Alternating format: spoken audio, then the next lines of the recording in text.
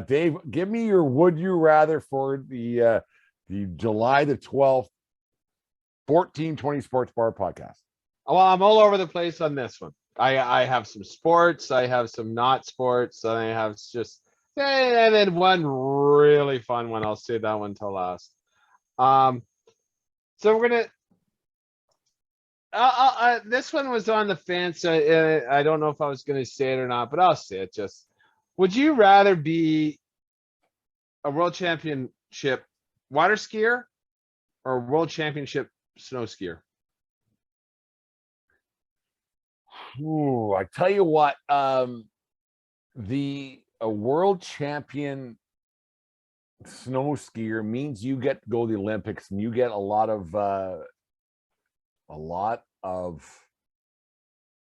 TV time, sponsorship deals. When Olympics is a big thing, but you're also outside in the winter and in the snow. Whereas if you're a water skier, man, that's a life. I remember going to Wake Fest, I think it was called in Kelowna. When I lived in the Okanagan years ago, and those guys lead a pretty blessed life. They're wakeboarders, there's some water skiers as well, and living on a lake, summertime. And if you're really good at what you do, whether you're from Canada or wherever you're from, those sponsorship deals will follow you to Florida, or they'll bring you to Florida, and you can live down there in the lakes and everything else.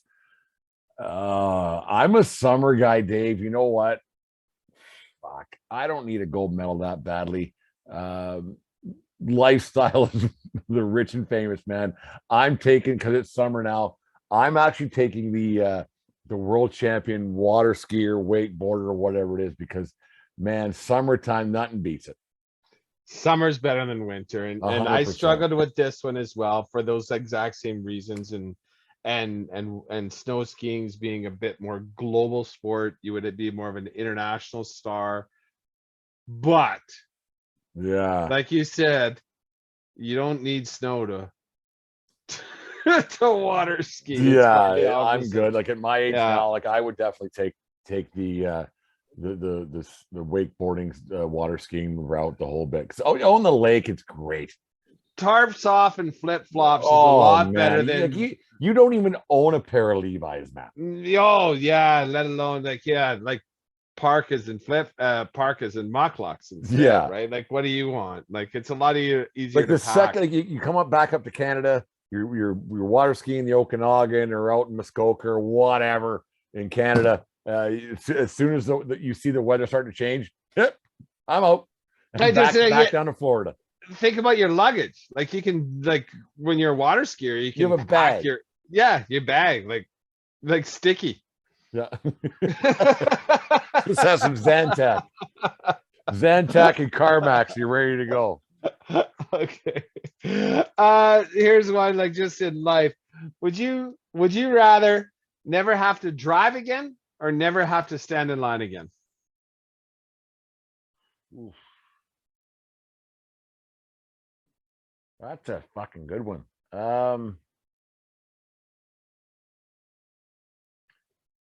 If I could avoid a lineup at all costs, I would, because it always seems like the it's not so much the lineup, it's everybody else who's looking elsewhere while they're in a lineup and you're not progressing forward. It's like, can you just move up? Like, I know the social distancing, we should still do that. Should have been a thing before COVID. You shouldn't be right over someone's shoulder the entire time, but standing in lines, that sucks, man. And I think we've gotten better as a society with hands-free or without ticket booths, because you can just go to SeatGeek.com on your phone and everything else is just there. And you don't, and there's quicker checkout lines, and there's self checkouts. We talked about that on the past before with our friends at Level Playing Field podcast. And the timing of lines, like, don't go during period breaks. I don't mind driving, like going in, but like driving in traffic, like here in Southern Alberta, we're quite fortunate where we don't really have traffic. Like, it seems like we do at times, but we don't. It's fine. It's worst case, it's 20 minutes. Like I can get from our house here at the Yankee Tavern North over to Spit Stadium in 12 minutes. Yes. I can get from our place here to my mom's house back in the homeland in 24 minutes. Like there's nothing. The grocery store is across the street, and even then, the traffic isn't heavy. It's not. Even the worst rush hour at the day is down Mary McGrath here in Lethbridge at 5 o'clock, and it's just light to light. It's not bad. So here where we live, I would take, if I don't have to stand in a lineup, I'm out of lineup driving. 100%, because Yeah. I myself don't mind driving. Like the occasional time when you do get held up, it sucks. But then you're driving and standing in line. Hey, so I wonder, I didn't even think about it that way. So if you're driving, there won't be a lineup because you're driving. So win-win. That's a double fucking win. Okay. Would you rather have game of your choice? Or like, well, it'll explain itself. Would you rather have one $1,000 ticket or 10 $100 tickets and go to 10 games?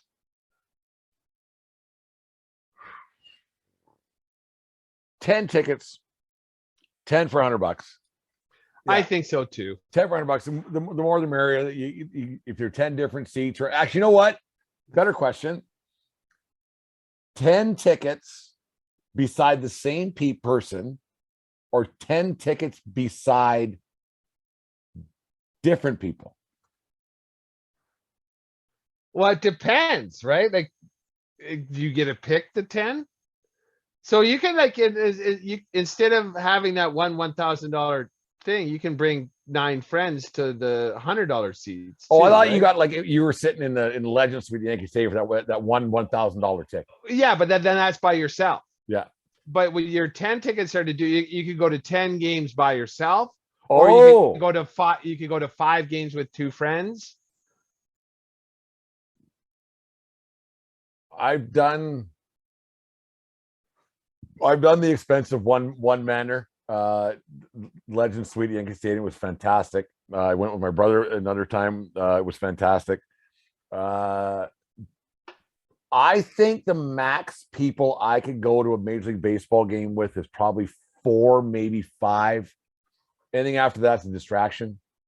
I'm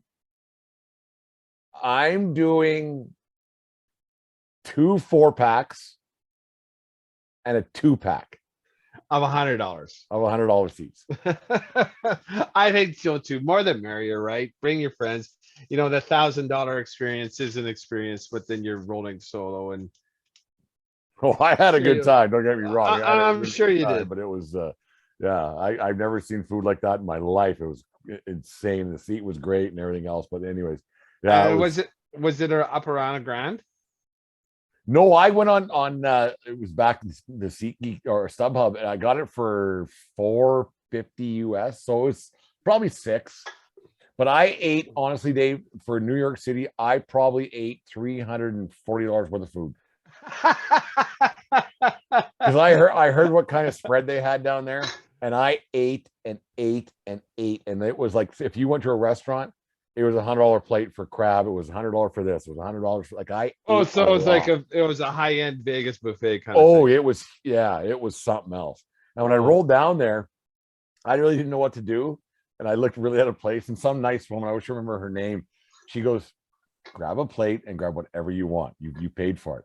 Yep. Was she a patron or an She employee? worked there. No, she Oh, worked okay, there. yeah. And she goes, like, she saw how timid I was. And she goes, you can have whatever you want here. Go nuts, son. Yeah, just whatever. And then during the game, they bring you like, you don't get your beers for free, but they bring you ice cream and hot dogs and popcorn and whatever you want, it's right there. It was quite awesome. It was a fun experience. Oh man. And Mike, and then the next year I took brother Mike, and he was like the same thing. It was a Jays game. We were on TV, and Moose actually sent us a message. It was about the 4th inning, and he told me to put a hat on because he could see my bald head. He was watching the Jays game on TV, so it was quite funny. But brother Mike was the same way. He was a little bit timid. I said, "Whatever, man, just grab a plate and eat." Like, it was insanity. But anyways, another story for another day. Another story for another day. Okay, so now here's my last 2. I'm gonna save that one. It's you're on the team. It's the playoff game. It's game 7. It's come down to the 9th inning. And you're getting called. Would you rather pitch or hit? Season on the line. I would rather pitch. And it's just a mathematical thing, a statistical thing, Dave. The reason why I'd rather pitch is that the greatest hitter in the history of the game, Ted Williams, he hit 400 once, right? So 6 out of 10 times he failed. So with the greatest hitter ever, I have a 60% chance of succeeding. So my chance of succeeding is only going up from that point.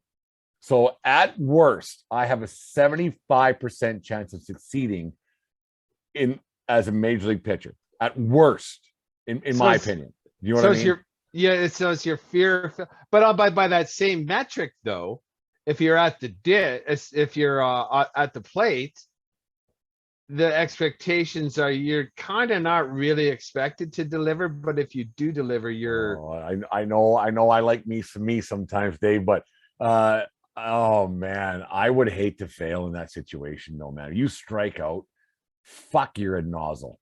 But if you give up the thing, if you Mitch Williams that too, yeah, that's a good point. If you do give it up, that's a very because you're okay. I'll change it because you're expected to fail.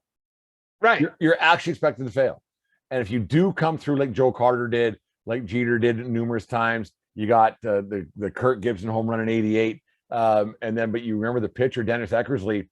Eckersley had a Hall of Fame career. He's remembered more for that Gibson home run than anything else.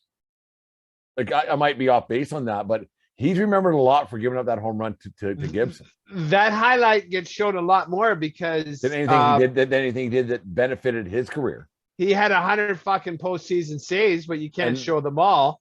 But there's only one hobbled Kirk Gibson that hits a game-winning 2-run bomb. Yeah, I want the bomb. If I can get even a base hit or something to lock in winning run. Now that I think about this, I'm taking that. I'm taking that the hit to win because you're expected to fail if you come up huge. Absolutely. I'm taking that. Yeah, take your hacks and let because you're expected to fail. Because you're probably not going to do it. The law of averages says that baseball players are going to fail. Whereas if you're in that position as a pitcher, they expect you to do it. Yeah, I should quit being a chicken shit and fucking want to succeed. Yeah, there you go. Exactly. Last one. Yeah. Going way off base here now. Oh, You've God. never heard a question like this. Would you rather never have to shave again or never have to shit again? Oh, fuck. Shave or shit.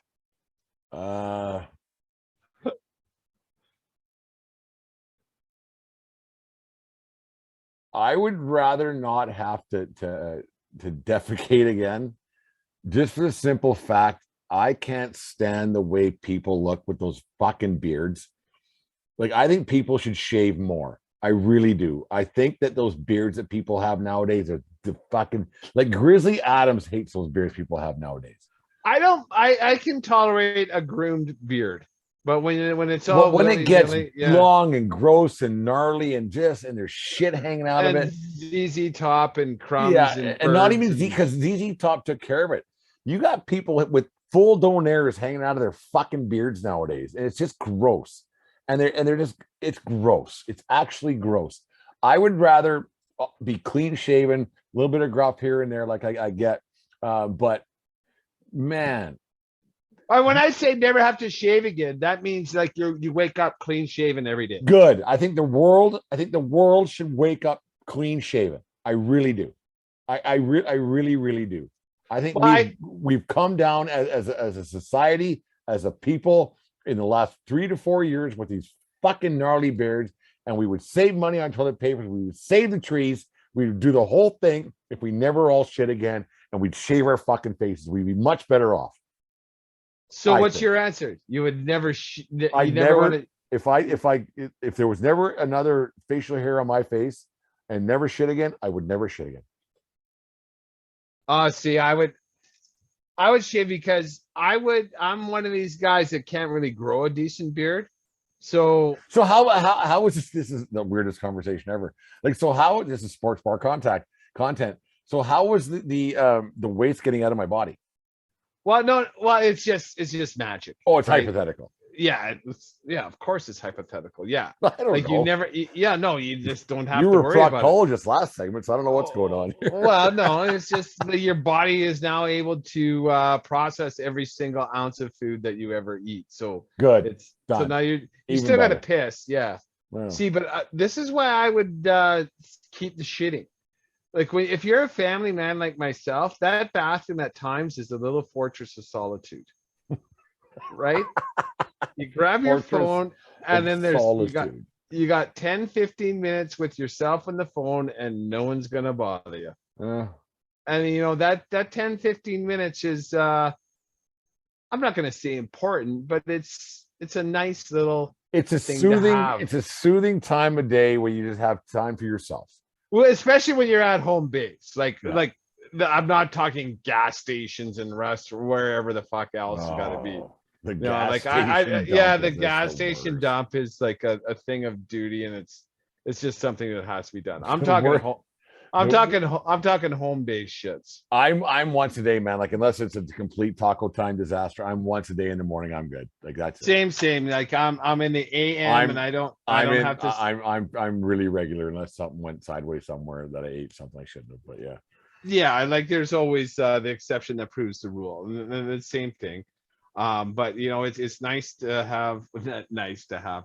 There's a time and place where dad needs to close the door, turn on the fan, and catch up on Twitter. There you go. Dave, if you got time, we got a new segment I want to try out tonight. Nozzler, not a nozzle. You got some time after we take a little break? Yeah, let's take a quick break, and I'm looking forward to the new one. Okay, 1420 Sports Bar Podcast. That's